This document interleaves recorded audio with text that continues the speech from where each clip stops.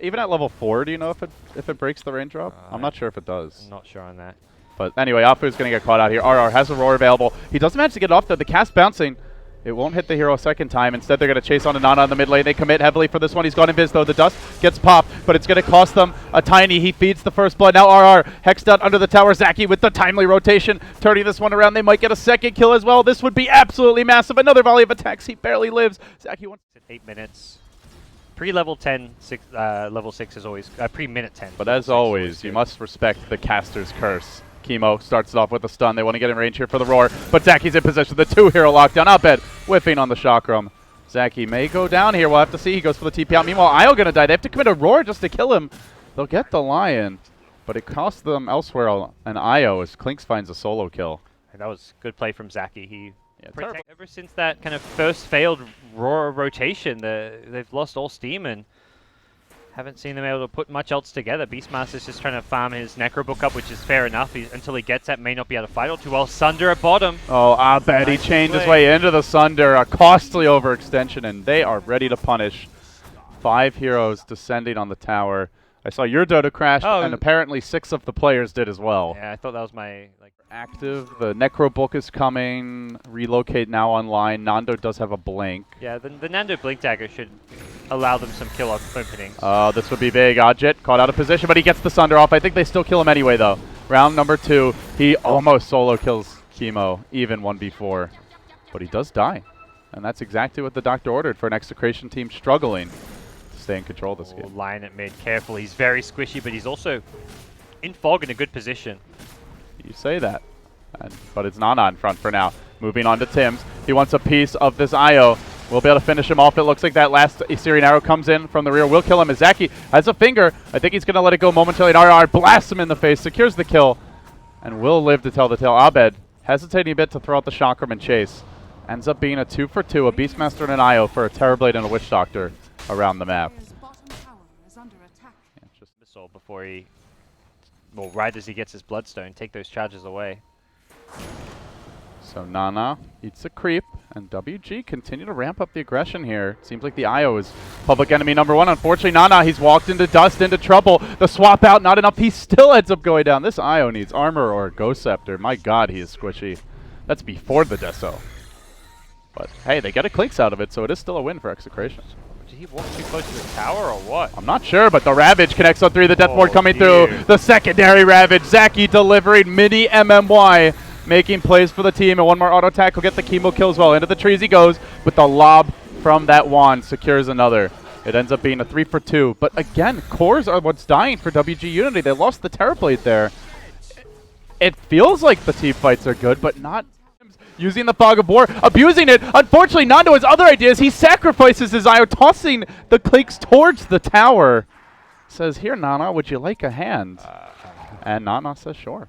It looks like a good idea. How much do I have to pay you? Then you remember that Klinks has 1500 HP with Death Pact, and your tower actually tickles him. Not just the 1500 movement speed, 500-ish.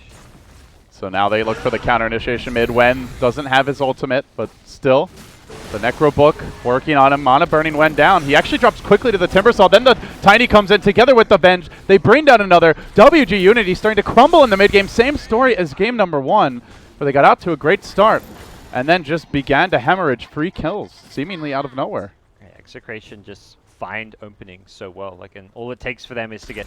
They're great at turning 1 kill into 2 or 3, or into a kill plus a tower. Really upping the ante here, and this is a roast that's meant to go the way of WG.Unity. The Klinks plus Terrorblade is meant to be able to take this. They want to contest this, gods. They're looking for the casket of the pit. No, it's the Death Ward that starts it off, but the Aegis goes the way of the Tiny.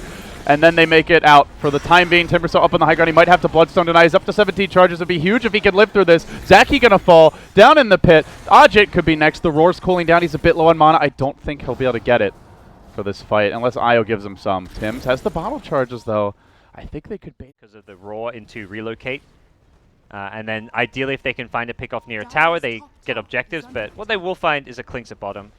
They get him with the dust. And they now move in further with a Venge Stun to follow this up. NaNa in quite a bit of trouble. Shredded by the Timbersaw and beaten down by the Tiny. The kills keep on ramping up. Not the ideal. It's the ideal hero pickoff, but as far as the position it's in, it doesn't immediately get them a tower. But actually, possibly directly in the main event, this one hurts, but it does feel like Execration are in complete command now. And it's just tragic how it's the same story again and again. A good early game into a poor mid game. And it's not like a lineup that needs to be poor in the mid game. But as we say that, NaNa finds 2 free kills on the back line. I mean, still, even if they get 3 or 4, they've already lost Lane of Rax against the tiny IO Beastmaster. It's a lot to come back from. Yeah, it's rough losing it. Lane of Rax this early on, that's a big flow of gold going the way of Execration. The Clinks gets some recovery money himself to work towards his BKB. He'll get a tier 1 mid tower on top of that, so NaNa suddenly with a nice pile of cash to work with. But NaNa continues to threaten for the flank, eating a creep, working towards a BKB.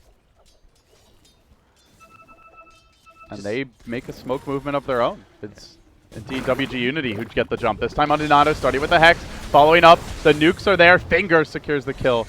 Blink and you'll miss it. And IO trying for the relocate save. Wasn't able to get there in time. And now Tim's may die as well.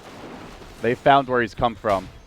Does he bring anyone back or do they just sacrifice the little ball as well? Oh, Ghost Scepter.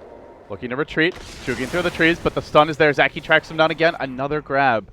It's Execration's turn to play toss. Losing, I think, 4 or 5 heroes in a row after that rack. Tiny just caught out a bit far by himself. 5 heroes even for a pickoff because you want to transition out of that pickoff into towers objectives and much more than that. So we'll see what the plan's going to be. But what got them that initial kill and Lane of Rax was the 3-man smoke into relocate gank on the Clinks at bottom. So NaNa needs to play like a really solid game and not get caught out. All right, well, we are back into the game now, folks, so we'll hop over there.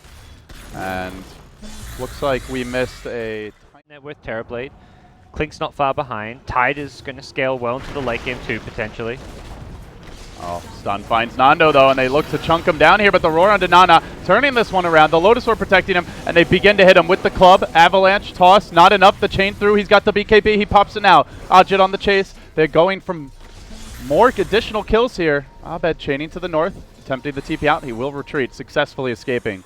Still Execration on the run, being hounded by Zaki. The orbs giving them vision and letting them know that he's in the neighborhood. He wants the 2 hero stun. He's going for a bit of a greedier play. Settles for Tim's. NaNa, 80 a creep on the front lines. Chemo's there, has a swap, but is it really worth it? Instead, he goes for the stun on NaNa from the trees. RR emerges. They will execute the Clinks. They turn back for Zaki as well. Chemo's in position, but he is getting locked down, focused, and defeated. In the end, the bench will fall. Oh, the Lotus Sunder! But the Lotus on the Sunder prevents it. Jit. Oh, shit. That is not what he had in mind. And now they relocate forward. They're looking for Wen as well. Abed there. Doesn't have a way to cancel the TP. He'll make it out. That's why you go to Lotus Ult. You normally don't think, oh, hey, it's a terror. The nukes of Tiny and Timbersaw. Execration moving forward as a squad towards the top side of the map, and they do get Abed. Initially, WG.Unity catching him out, but Chemo's there with the save. The Ravage coming through, does connect. Timbersaw may die as well. Oh, he's got a lot of reactive armor stacks, but it's simply insufficient. The nuke damage is there. WG.Unity striking right back again, finding more kills. RR wants to engage into this, but he's going to get caught by a cast. It bounces back to his boar. His creeps quickly becoming his own worst enemy. It's now the Necro Book punishes him. Finally, Tiny arrives, but it's 1-by-1 Execration running in, feeding kill after kill. They do have an Aegis for round number 2. IO, someone in position. Tims may go for the relocate save, but Nando's heading to the north away from his IO, who barely... The way the last few fights have gone, it seems that they are back on the split push train. Hunting for Chemo here, and oh my freaking god. No. Alright. Alright, back in. I was about to break something, but it seems I won't have to for now. There's 2 simultaneous kills. Witch Doctor assassinated on one side of the map, Chemo on the bench on the other. So 1-for-1 supports around the map. No clear winner there. Yeah, rough game to be a support. Poor Witch Doctor with 9 deaths. I mean, so many... Yeah, absolutely. Clinks is the man in first. BKB committed just in time. They're going to toss him back, try to run, but RR, Shadow Blades, makes it out. Abed now retreating. The chain is there. Teleport will be interrupted, completely controlled. They lay into him. Another chain, a very short range one at that, but they've already lost him. Now Chemo attempted the TP out. No other way to cancel it. So after all is said and done, they do lose the Timber. Yeah. They still lose a core. It's been going down quite a bit in consecutive fight. Or does this Tiny show the refresher first? Nothing scouted just yet. Only an invisible Clinks. Moving forward, but RR, he gets eyes on him. The roar's there. Instantly, Zaki ready to go, and the refresher surprise comes through with the Ravage on top. Nando deleted just like that. Chemo's next. A lot of BKBs committed, but 2 crucial kills. Execration, well, now they know, but that was costly. Have to be very careful fighting like that, and they're just trying to... Both carries have it for the Dire. This may just be a free first lane of Rax. Not sure that Execration can realistically fight into it, but at the same time, I also feel like WG.Unity could just stick around. They do get the swab buff to start the fight. It's on to Nana, beaten down rather quickly by the Tiny, but he manages to get off a cheese. He's back to full HP. Still, Nando brings him down. They're going to chuck that Tidehunter away. Already the Rax have been claimed. WG.Unity, they'll be content with that if they get out, or if they get more kills. Oh, Timber. Moving in, gonna force out the BKB. Jit sunders him though, and then the secondary Ravage on to Nando with the reflection. They get the kill there. Tim's is next. That's 3 dead. Make it 4. No buyback on the Tiny. This could very quickly become the second lane, possibly the game. Gem hitting the deck. It's an IO buyback. Relocate out. Ravage number 1 down. They do have a second. I think with that second being available, you just sacrifice the IO here. I think that's the most straightforward way to play this fight. Abed getting swapped out, but Nana blinking forward onto the Timber, so he goes down for the count. Can they find more kills? RR's there. The secondary Ravage comes through. It's just for the Beastmaster, but he too will fall. Out for 70, lacking buyback by 950 gold. As I think the Boots of Travel was the latest purchase, so now won't be able to rejoin the fight. Danger of going to a game 3 here. Looks like they're going to be able to close out WG.Unity, but they're down 3 for 40 seconds. God, that's basically Throner Megas. I think that's it. There's no rat play from Tiny. He's going to try for an avalanche. He gets hexed. He too will fall with the reflection coming through. This time there will be no relocate save. And this time, Warriors Gaming coming through in the mid game. Tiny will buy back, and WG just laugh. Yep, you're right. They're just going to go for the Megas and go for the Game 2 victory. WG are not done just yet. They were tested by Execration so far, but Nana's Clinks prevails once more, and I don't even think you can look at this game and say, like, oh, they needed to ban the Clinks, but it just did work. Yep. 2 times in the past 2 games. 15, 5, and 13 on the hero. Involved in 28 out of 40 kills. The 2 big heroes that just didn't work to me is the IO Tiny again. There is 20 of the 40 deaths. 50% of the deaths are coming from those 2 players, and that just doesn't cut it.